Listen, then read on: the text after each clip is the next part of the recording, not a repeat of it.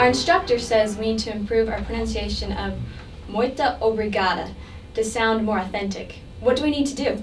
Okay, the first thing we need to do is change the A of muita to O so that you have muito. But since sisters have to say obrigada, doesn't muito have to agree also? When muito means much or many, it's an adjective and must agree with the noun, such as muita paciência or muitos livros. But when muito means very, it's an adverb, and adverbs don't change. So could we say when muito means very, it doesn't vary? Oh, that's wonderful, Sister Jensen. I couldn't have said it better myself.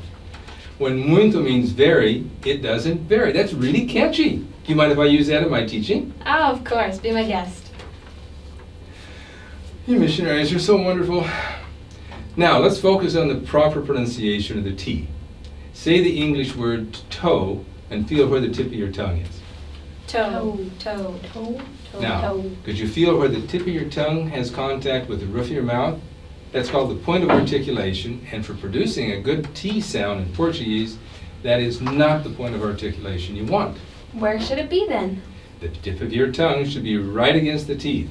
Notice how the Brazilian sister says tô, the short form of estou, meaning I am. Tô. It sounds like there's a lot less aspiration the way she pronounces the T. Tô. Yeah, it makes a huge difference. Go ahead and imitate her pronunciation now. Tô. Tô. Tô. Now, listen to how the Brazilian sister says muito. Muito. Wait a minute. She's not pronouncing the final O as O. I'm hearing a oo sound. Muito. That's wonderful. You can detect that slight difference, Sister Hudson. Listen carefully to Brazilians and you will notice that they will say oo every time there's a final and unstressed O in the word. So we say falu instead of falo, and sacramento instead of sacramento. Excellent. And it's amazing how such a small detail can make such a huge difference in your pronunciation. Now, try muito obrigada. Muito obrigada. Did we get it right? The T and the final O are spectacular. But let's focus just for a minute on the D of obrigada. The point of articulation for the D is exactly the same as for the T. Listen to how the Brazilian sister says obrigada. Obrigada.